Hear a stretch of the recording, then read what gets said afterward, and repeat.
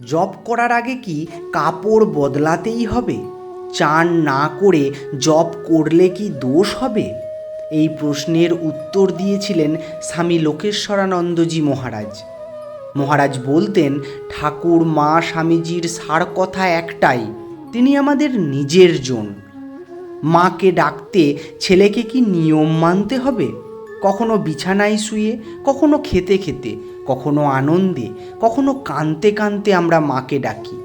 তেমনি ভগবানকেও ডাকতে অত বাজ বিচার নয়। চান করে ডাকো, চান না করে ডাকো, আসনে বসে ডাকো, না বসেও ডাকো।